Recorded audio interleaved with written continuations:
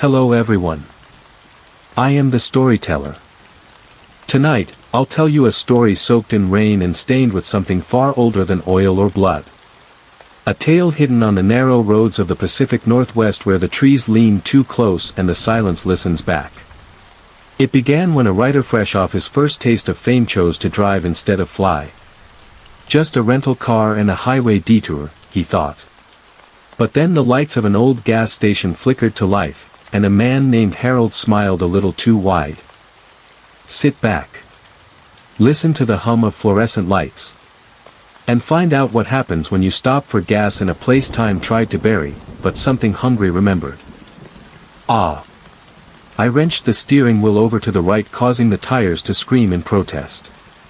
A deep horn blared loudly, almost rupturing my eardrums, and the interior was momentarily illuminated by harsh white headlights.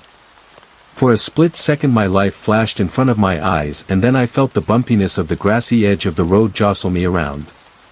The 18-wheeler which had veered into my lane missed me by less than a foot, blasting by in a blur at what had to be 70 miles per hour or more. After a split second of catching my breath, I jabbed the driver's window switch down and stuck my head out into the pouring rain. I screamed at the retreating logging truck, though I knew the driver wouldn't be able to hear me. A moment later an outraged woman's voice tumbled from the speakers of my rented Chrysler 300, "I beg your damn pardon." Regaining my senses and remembering I'd been in the middle of a phone call, I sat back down in the seat. "Not you, Aaron," I said apologetically. "If you didn't hear the commotion on my end of the line, I almost got splattered all over the front end of some moron's Peterbilt who wandered over to my side of the road." There was a moment of silence from the speakers, and then my agent let out a small snort.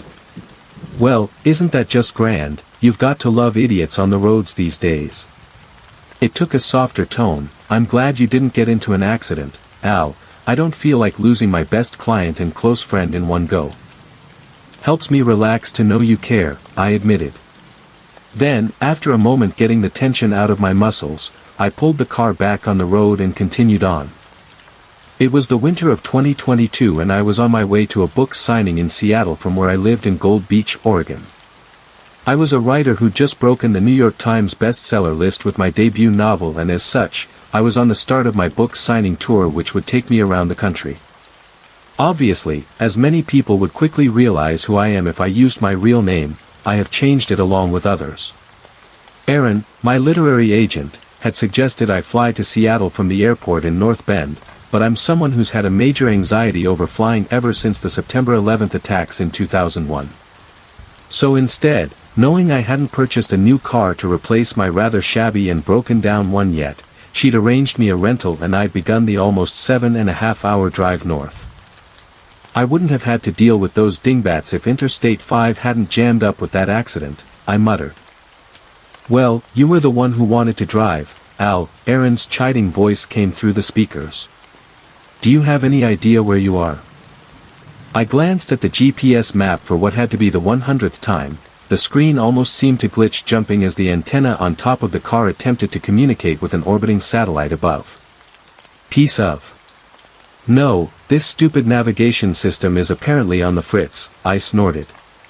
So much for Enterprise being a good car rental company.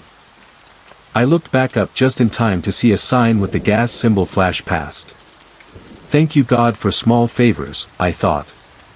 Hey, there's a gas station coming up soon, I'm a bit low anyways. I'll stop there, get directions and then call you when I'm on my way, okay? There was a sigh on the speakers. Okay, just please try not to be too long, the publishing house won't like it if you show up to your very first book signing late tomorrow, she said. I'll be as quick as I can, I said reassuringly, then pressed the red disconnect button on the steering wheel ending the call. I let out a sigh of relief. Erin was my saving grace and had been the one to orchestrate my contract, including a very nice advance, but after a while it became exhausting to deal with her. I stared out the windshield at the two-lane road in front of me, relishing the silence save for the rain pelting the car's windshield, the windshield wipers flicking it off and the tires on the wet pavement.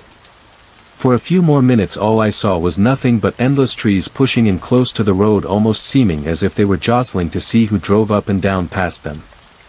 Then almost as if my thoughts had summoned it, I saw the bright lights appear ahead on the right like a lighthouse beacon. It was clearly one which had been here a very long time. The overall appearance gave the impression it had been around since at least the 1950s if not earlier. I grunted with surprise as I saw the lit-up station logo swinging around in a lazy circle on its pole. The faded green outline of a brontosaurus and similarly weathered red letters spelling out Sinclair were ones I thought I would never see in person, seeing as how the company had gone defunct back in March. Guess nobody told the owner of this one that. I pulled into the station, my tires driving over a small black wire which caused a classic bell to ding loudly twice somewhere out of sight. Pulling up next to the green pump, I shut the engine off and relaxed back into the comfortable leather, listening to the tick of the engine cooling down as I closed my eyes. I could only hear the loud buzz of the fluorescent lights overhead and the rain pelting the metal awning over the pumps. I opened my eyes as I heard the rain peter out and looked around, glancing at the analog clock on the dash illuminated by the overhead lights. 7:30 p.m. 10 minutes had passed. "Come on, man," I muttered, then quickly tapped the horn. The blaring sound of it almost seemed to shatter the stillness like a baseball through a plate glass window. Still nobody. "Damn it," I whispered, then unbuckled my seatbelt and pulled on the handle using my foot to kick open the door. A bitingly cold wind smashed into my face as I stepped out onto the cracked concrete, causing me to flip up the collar of my coat in response. I glanced around, only hearing the sounds of the wind whipping through the trees, crickets chirping and what had to be the hoots of an owl somewhere off in the forest. Beyond, the garage bays were open and in the faded yellowed light of what had to be old incandescent bulbs I could see what looked like a 50s Cadillac and a 70s International Scout up on the lifts, but no mechanic in sight. Leaning back into the car, I leaned on the horn longer this time. Again the sound reverberated off the trees and station. For some reason I shivered at the noise. It almost feels sacrilegious to disturb the silence out here.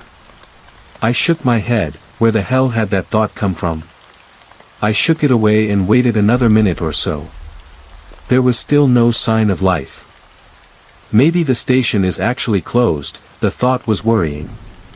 I hadn't seen another sign of civilization aside from the dumbass logging truck in 2.5 hours. I didn't know how far it was until the next town or gas station, and as good as the Chrysler had been on gas, I didn't want to try driving further on only a quarter tank. I decided to find out for myself, slamming the driver's door closed with a loud thunk. Stepping around the front of the car, I walked across to the open bays, the sound of my footfalls echoing back at me. I glanced around, noticing the spilled oil on the ground and mismatched tools, bottles and hoses heaved unceremoniously on the bench in the back, but still saw no one. Great, I thought, looking up to see the bright moon begin to appear from behind the clouds. I had begun to turn and stride towards what had to be an office or convenience store when the figure burst out of the door, nearly causing me to jump out of my skin. "Gah!" I involuntarily let out, receiving a good-natured laugh in return. "Sorry sir, I didn't mean to startle you, let alone make you wait so long." I caught my breath, then let out a strained chuckle and looked up at the man. He appeared to be in his late 40s or early 50s, dressed in a green Sinclair jumpsuit adorned with the same green dinosaur on the front patch. The patch on the other side proclaimed the man's name to be Harold. The remaining hair on his head was slicked back and he flashed me a smile with surprisingly bright white teeth. I held up my hand, giving it a little wobble, and gave a laugh of relief. "Don't worry about it, man. For a second I thought this place was permanently closed or something," I said, the steadiness returning to my voice. "No sir, just the fact it's only little old me working the night shifts," he declared jokingly, wiping his brow. I snorted and smiled. The man clearly had a decent sense of humor. "I'm guessing you need gas?" he asked, changing the subject to business and gesturing to my car. I nodded. "Yes please, if you could fill her up with regular." He nodded, then began towards it as I jogged back around, opening the driver's door and pressing the button to pop the gas cap. Harold let out a low whistle as he pulled the pump from its cradle. "Very nice car, sir," he exclaimed, looking it over. "It looks expensive." I shrugged my shoulders. "It is a nice car, a Chrysler 300s, but unfortunately it's not mine." He looked up at me and cocked an eyebrow as he slid the nozzle in and pulled on the handle. It's a rental, I added quickly, realizing it sounded like I jacked it or something. He seemed to relax. Ah, that makes sense, he said jovially. It's nicer and newer than anything we normally see out here, usually. I jerked my thumb at the open bay. I'd say you have people with good taste around here, seeing as how that's a 55 Coupe de Ville back there, I said. He laughed, nodding approvingly. I see you know your cars, he said with an impressed tone, glancing at the readout on the pump. I do, love, I replied. He looked back up at me. So are you some kind of auto collector or race car driver then? He asked. I shook my head. No, afraid not, I'm a writer. He jerked his head up, his green eyes seeming to twinkle in the fluorescent lights. A writer? Well, blow me down, I never thought I'd get a god to honest writer in my station, he exclaimed, smiling. I nodded, feeling a slight sense of uncomfortableness wash over me. I still hadn't gotten used to the reaction people had when they learned of my profession. He pressed forward. What kind of books do you write? He asked excitedly. I write in the horror genre, honestly, I admitted, causing him to smile widely at the news. Horror is my favorite style of books to read, he said. I love everything from the old classics to Stephen King. He looked at me quizzically. How many have you written so far? I held up a single finger, just one published. I'm actually on the way up to a publicity signing right now. He nodded approvingly, then looked back at the pump before speaking again. So have you ever seen anything truly scary? I raised an eyebrow at his question that came completely out of left field. What do you mean by that? I asked in return. He still watched the pumps but replied, so many horror writers I've heard about talk about how they've had their own frightening experience, whether it's a plain old scare or even a supernatural experience. It's what helps them write truly horrifying tales. Now, he looked back at me, his face held a smile which caused me to inwardly shudder a little bit. It almost seemed far too wide for a moment, then blinking I realized it was just a regular grin, if not just a bit of an odd one. The lights must have caused you to see things, he finished, so I was just asking if you'd ever had a scary experience which got you into writing horror.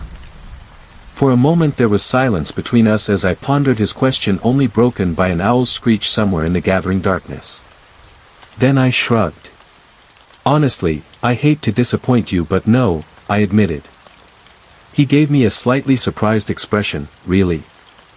I nodded, deciding to be honest with him. Really, to be completely truthful with you, Harold, as much as I love horror, both writing it and reading and watching it, I've stopped being scared of it a while ago. The surprised expression seemed to grow on his face. Really? He repeated, then looked down at the pump again. That's a shame, he said, his voice almost holding a trace of sadness in it. I nodded, having to agree with him. It is. I used to love getting scared by a good horror film or book, but as I got older it just seemed to, drift away. Now I just write what I know others are afraid of, like I did with my first book here, but honestly when I write, I don't feel that fear in me at all. I hated admitting it. Even when I'd given my first online interview with a magazine about my novel, I'd lied about it, saying that my own work could scare the hell out of me, but in a way it felt good to finally admit the truth to someone, even just a stranger I'd likely never see again. I looked up to find him giving me a rather intense and honestly extremely creepy stare. His green eyes almost seemed to glow into the lights and his smile had completely disappeared. I took a step back at the abrupt change in his demeanor, but just as quickly it too was wiped away, replaced by the smile I'd known since he appeared. Well, I'm sure if you search hard enough you'll find that feeling again, he said, his voice filled with what sounded like genuine empathy. I nodded, looking out at the woods. I hope, I truthfully admitted, then heard the sound of the pump finally clicking off. Ah, all done, Harold said happily, pulling the pump out of the car and replacing it back in its cradle. He looked at the readout. That'll be $23.17.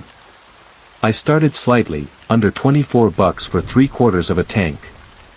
I hadn't heard of gas this cheap since I was at least a teenager, but at the same time I wasn't going to look a gift horse in the mouth. I reached into my back pocket, pulling out my wallet and from it my credit card. Do you happen to accept credit? I asked, half afraid he'd tell me he didn't. But he plucked the card happily out of my hand. Of course we do, Mr. He looked down the name on my card, Mr. Damascus. The credit card reader, however, is back inside the main building. He gestured back towards the door he'd exited from.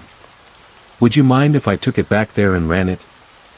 I shook my head. No, by all means, go right ahead, I said, and he turned away and strode back across towards the building. I'll be back out with your receipt quicker than you can say Bob's your uncle, he called. I let out another laugh at the phrase I hadn't heard in years when I noticed something. I hadn't seen the man's back since he'd appeared, and this was my first time. The back of his jumpsuit was the same stained green as the front, with a red oil rag peeking out of the back pocket, but my eyes were drawn to one thing. What looked like a large tear in it just below the large logo patch adorning the back, almost as if he'd been slashed. I could see an equally stained white shirt underneath it. Hey, I called out to him. He stopped and turned back to me, still smiling. Yes, he asked. I pointed to my own back. Your jumpsuit has a huge tear in the back of it, just wanted to tell you in case you didn't know. For a moment the same funny look came over his face, and then he waved his hand dismissively. Oh, I know, I haven't had a chance to mend it yet, he said, then holding up a finger pulled open the door, causing a bell hung from the inside handle to jingle, and stepped inside. I was left alone again, with only the buzzing sound of the lights almost causing my ears to ring in the sudden silence. Not wanting to seem rude by waiting back in the car, I instead walked to the front and leaned against the hood, staring out into the night. My eyes absent-mindedly drifted off into the gloom as I waited for Harold to return. That's when my eyes finally glanced over at the large sign directly ahead of me. It was the one which advertised the price for gas by the gallon, and as I pulled in from the other way, not to mention getting too caught up talking, I hadn't even looked at it. You could easily tell it had fallen into a bit of disrepair, as the light inside, which allowed you to see the prices at night, flickered on and off precariously, seeming as though it would burn out at any second. You could even hear it flickering loudly in the silence. That wasn't what drew my eye though. No, what drew my eye was the prices displayed on that flickering sign. There's absolutely no freaking way, I whispered to myself. I scanned down but kept looking at the top two figures, 88 cents a gallon for regular. I felt a small wave of confusion fall over me. No matter how out in the middle of nowhere this station was, there was no way that it would charge that little for gas. Not to mention it showed prices for both unleaded and leaded gasoline, something that had been banned since at least the mid-90s. As my mind attempted to process this, something else finally sunk in. The entire forest around the station had fallen silent, and I'm not talking a normal silence either. The crickets, the owl, the rustling of what I'd thought were deer or milk in the trees had vanished. Even the wind had seemed to stop. It was an almost unearthly stillness, as if the entire forest were holding its breath. It was beyond unnerving and eerie to say the least, and it caused a shiver to shoot up my spine. The only sound I could hear was the almost maddeningly loud buzz of the overhead lights, which seemed to drone like that of a growling creature. I realized every muscle in my body had tensed up, though I couldn't understand why. Sure, the silence is eerie, but it's nothing to be truly afraid of, I thought. As much as I repeated that thought to myself, I couldn't help but feel increasingly on edge in the stillness. Okay, this, I said finally, the sound of even my own echoing voice sounding just off to me. Pushing myself off my hood and beginning for the door Harold had gone through as I walked, I looked at the watch on my wrist, seeing another 15 minutes had passed since he'd left. Where the hell is he? Letting out a sigh both of frustration and to try and relieve some of the odd sensation forming in my gut, I finally reached the door and reached out, gripping the handle. It felt almost shockingly cold in my hand, and I quickly twisted it, opening the door and causing the bell to jingle, sounding too loud in the quiet. I stepped inside and allowed it to swing shut behind me, the bell giving another jingle, this time muted in the building's interior. I looked around. Aside from an old Coca-Cola machine in one corner of the room, there were no food or drinks in here. Instead, the 2 or 3 aisles taking up most of the space were filled with what looked like older-style cans of motor oil and other assorted automotive bits and bobs, all adorned with the dinosaur logo. I drew in a breath, then coughed a little, it felt more than a little musty in here, as if it hadn't been aired out in a long time. Looking directly ahead, I saw the counter that Harold must usually be stationed at. An older-style cash register sat atop it, and behind it lay an open door marked "Employees Only." Beyond was a long tiled hallway which stretched out for a while before disappearing around a corner. I stared at the cash register. Haven't seen one of these old jobs since I was a kid in the 90s, I thought, a few nostalgic emotions breaking through my other emotions and tugging at my heartstrings, but it was just as quickly shed away by the uneasy feeling that was settling over me like a cloud of dust. This whole thing, this whole place just seemed wrong. I couldn't tell why, but it was making my arms and legs feel as though insects were inching along under my skin. After a moment's hesitation, I opened my mouth. Hey Harold. I called, my voice seeming muted just like the bell had. I waited, no answer. Hey Harold, are you back there? I called again, still nothing. Feeling increasingly on edge as the fluorescent lights in here sounded like they were also buzzing too loud, I craned my neck to look down the corridor. Just barely at the corner I saw the bright blue sign indicating a restroom. I made my decision, calling out again, "Look, if you can hear me Harold, I'm coming over the counter to use the restroom, okay? I can't hold it until I get to the next town." It was a lie. I hadn't eaten or drank anything in the last 2 hours to make me have to go, but just in case he came around the corner I didn't want to get into trouble. As odd as I felt, I still didn't want to piss the man off. Taking a deep breath, I hopped the counter and stepped into the corridor. Unlike the main room, this was lit by 3 or 4 incandescent light bulbs dangling down from the ceiling. It gave the hall a slightly dimmer look than behind me, and I hesitated for a moment before starting down it, taking care not to have my footsteps echo too much. The hall seemed to go on forever, but eventually I reached the corner. Wanting to keep up appearances, I turned the knob for the bathroom and opened it. After looking into it for a split second, I shut it quickly, suppressing a cough and a gag. It had looked disgusting, as though it hadn't been cleaned in years if not decades. Turning back, I noticed a brighter light down at the end of the next stretch of hallway. I debated for a moment, then began down it. All I wanted was to be out of here. I passed another open door, glancing through it. I saw the 2 garage bays and the view outside. The blast of cold fresh air relieved me somewhat, and I continued on. As I reached the doorway, I looked around, seeing that it was an office. 2 desks stood inside, each with name plates on the edge of them. I spied Harold's name on the far one. I also saw my credit card sitting in the middle of the table. The bright blue stood out among the dark wood and white papers. Letting out a relieved sigh, I crossed to it quickly and picked it up. I decided I'd just leave a 20 and a 10 in cash on the desk instead and get the hell out of here. I didn't know where the man had gone to, and every fiber of my being was telling me to leave. As I reached for my wallet, my eyes caught a plaque on the wall behind the desk, the faux gold glinting in the low light. I stared at it. The photograph was clearly Harold's, looking almost the same as I'd seen him, just a lot cleaner. Below that was a declaration etched into the fake gold: "Employee of the Month Harold Yanofsky." I couldn't help but smile a little at how hard he must have worked for it. Less than a second later, though, the smile dropped from my face as I read the inscription underneath it: August 1976. I shook my head, hoping that I was just seeing things in the low light, hoping that it would change to 2006 or hell even 1996. But no, it remained the same. What the? I breathed out, feeling another shiver go down my spine. There was absolutely no way that if he'd looked to be in his 40s or 50s in the mid-70s that he would still look the same 46 years later. He'd at least be in his 80s or 90s now and would very much not still be working here. What the hell is going on?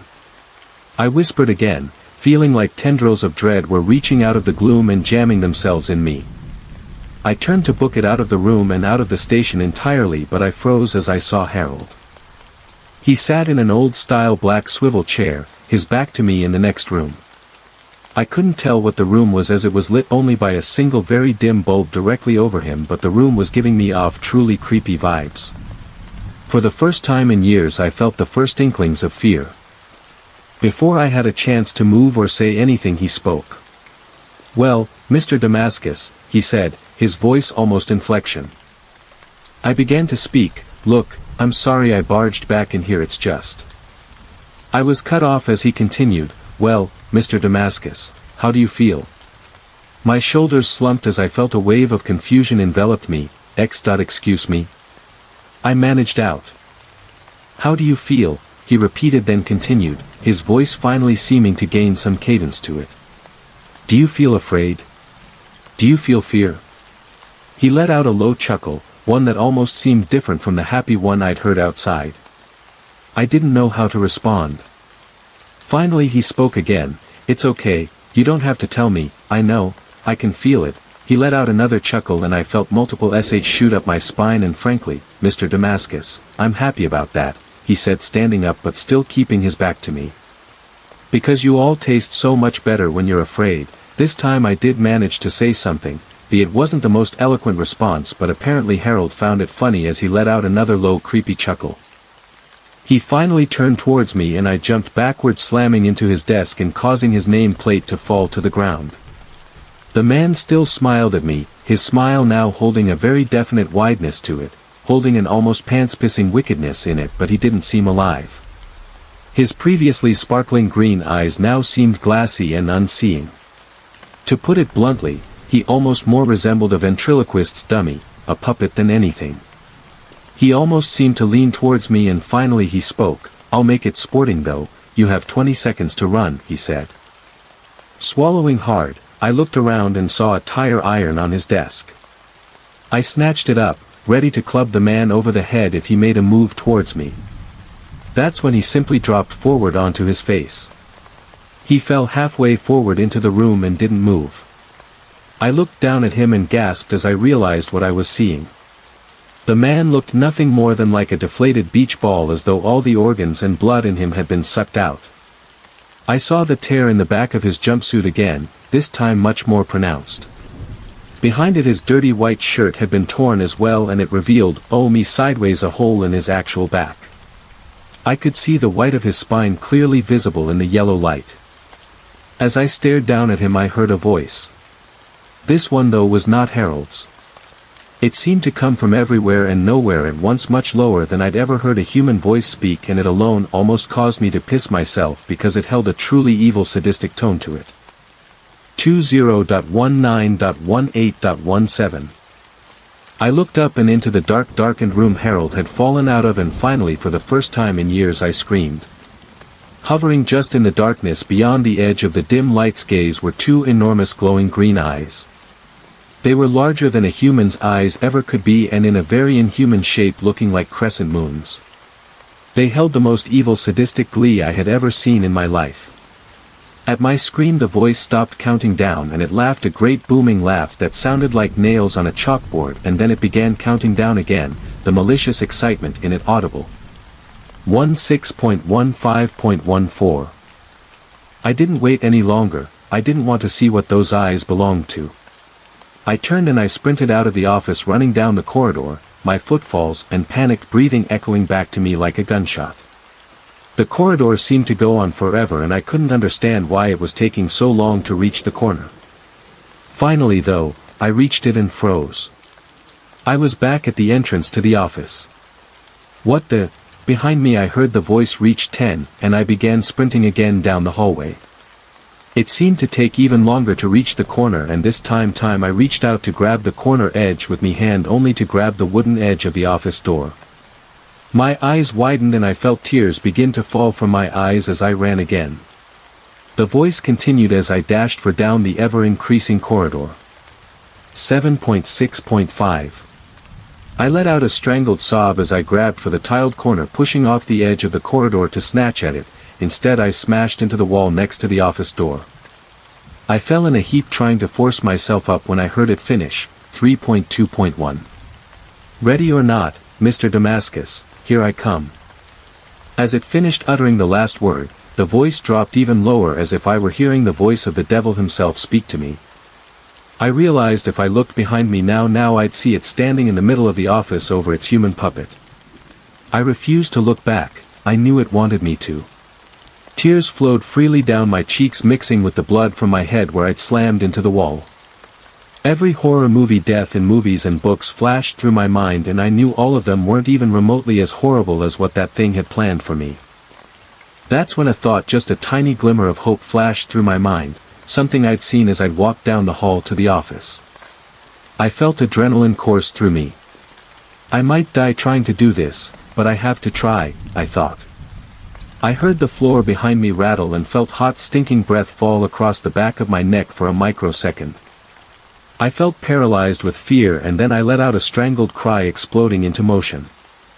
I heard a bellow of frustration behind me, followed by a laugh. It knew once I reached the end of the corridor it had used whatever power it had to bring me right back to it. It had power over this corridor, but it doesn't realize it left a weak spot open. The thought still echoing in my mind, I ran, unable to keep myself from screaming this time as I dashed down the corridor.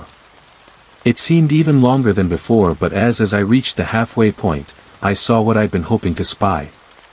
The door into the garages stood open, almost hidden out of sight behind a shelf of oil.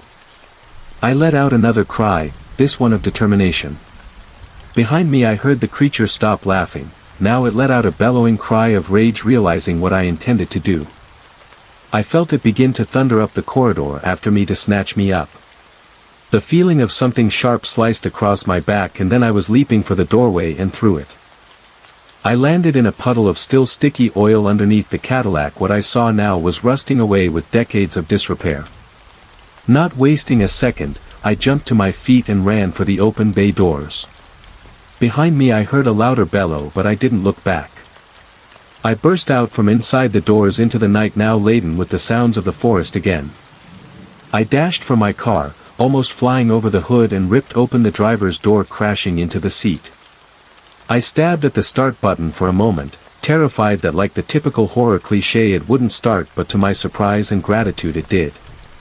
The roar of the V6 thundering out as I grabbed the knob to jam to drive, I risked one glance up and I couldn't help but scream out again. The entire gas station had gone dark, the inside, the overhead lights, everything. I could see the outline of the building, but that was it, and the eyes. The eyes glowered at me from inside the bays with absolute rage and hatred. Still screaming and staring at them, I slammed my foot down onto the accelerator. The tires screamed and the car shot forward like a rocket, tearing out from under the awning and out onto the road. I refused to look in the rearview mirror. I knew I'd see those eyes one final time in them, and I didn't want to. I just kept my eyes on the road in front of me as far as my headlights reached, my knuckles white as I gripped the wheel and roared away from the hell behind me. I just about never let up my foot from that gas pedal, taking the corners far too fast. Not until the warm lights of the next town finally came into view, one I can't recall the name of. I felt myself beginning to cry this time, tears of happiness and relief. I drove straight through to the police station. I knew I could never tell them what had actually happened to me. They'd think I was utterly insane or on something, but I could tell them I'd been attacked by a crazed lunatic at an old gas station, and that's exactly what I did. I burst in, begging to speak to someone. The officers at the desk calmed me down and took my statement, taking it all very seriously when I showed them my back, which as it turned out had 3 deep slashes in it. But when I told them where it happened, confused looks came over both their faces as a paramedic rushed in from outside to check my wounds. One of the officers walked into the back, returning with the sergeant on duty, an older gentleman in his 60s. "Please tell me again what happened to you," he asked gently. I did, and when I finished he shook his head. "Son, it couldn't possibly have happened at the Sinclair station 10 or 12 miles back," he said softly. I stammered, "What, why not?" I demanded, struggling for my words. "Because," he began, "it closed in 1979 after a huge fire gutted it, killing everyone inside. It's been almost half a year since that incident now. I never made my book signing, which earned me a furious phone call from Erin. Her fury disappeared when she heard I'd been attacked. I told her it had been from someone I'd pulled over attempting to help on the side of the road. I didn't want to repeat the same conversation I had with the police. They said they'd try and find whoever attacked me, but I know they never will. Not after they showed me a newspaper article yellowed with age showing the burned-out hulk of the gas station I'd been to, along with a very familiar photograph of a smiling man next to it. I still am a horror writer. The horror I saw that night didn't stop me from writing. My second novel is due out this year, but now whenever I sit down at my computer and begin to write a truly scary scene, I feel the chills of fear for my own creation jolt up my spine, because I know true horrors lie in this world and I hope I never come across them again. I'm posting this here not only to tell the truth finally about what I experienced, but also as a warning to anyone who will listen. If you're ever in the Pacific Northwest on a lonely 2-lane road in the middle of nowhere and you happen to come across an old-looking gas station lit up with a faded green Brontosaurus logo spinning in the night, just keep your foot hard down and keep going, because you may not be as lucky as I was.